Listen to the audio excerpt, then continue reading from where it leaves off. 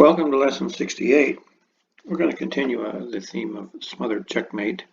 This one's a little busier. It comes from an ancient manual called Dreams of Divine Positions.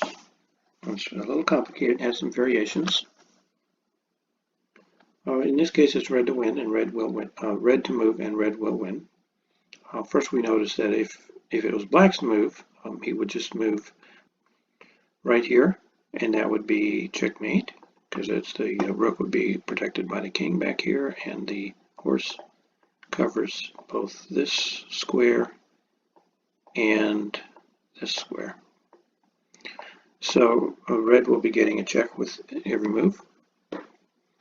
It sure looks threatening down here with two pawns advanced. You've got an old pawn at the end, another pawn here. We've got a cannon here and his horse here. It sure looks threatening, but it's not really evident how black is going to lose, given that there's a cannon here and a cannon here. And the crucial square, which seems to be inviting all these checks, it's got two pieces. So it's not real clear exactly how he's going to do this. So let's just see. First of all, this does look kind of reassuring. It looks good, but red would go here, or black would go here. And then it's not real clear how red can win. In fact, red has got both his pawns down here in the last rank, and you know, when pawns get to the last rank, they of course they can't go backwards ever, and all they can do is go sideways. And so red is, if he does that, he's let the wind slip through his fingers.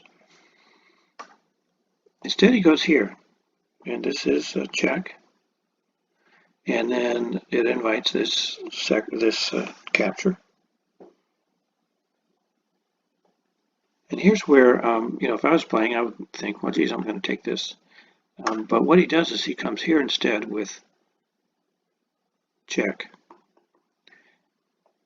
And one of the advantages of this, if he doesn't do that, if he does this, for instance, which seems inviting, then this cannon, look at it, he can jump up here and take this, and then red king would be in check.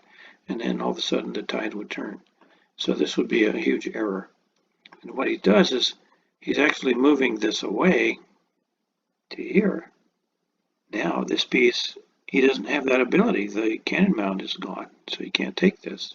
So he can't do anything really with this except move it a little bit.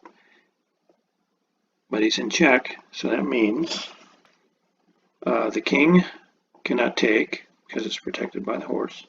And then he has to come back here and take. Now this is kind of interesting, kind of a interference sacrifice where the escape square is now being forced up, being occupied by his own piece. Now he comes here with check. And he has to move this somewhere, and he comes up here. Doesn't matter where he goes. He can only, you know, go 3 or 4 different places. He can go here. I guess he was wanting to prevent, he was thinking red was wanting to take his rook. But he's not. He's after something else. Watch what he does. He moves forward and takes this and lands right here. And this is a crazy looking smothered mate. Look at this. The horse is here, cannon here, king here, and he jumps right in here, produces a checkmate, and squeezes this king right here in the corner. And the mate is coming from this piece, not from the horse. Isn't that beautiful? That example is from the Dreams of Divine Positions ancient manual. Well, thank you for watching, and we will pick up next with another example of a smothered checkmate.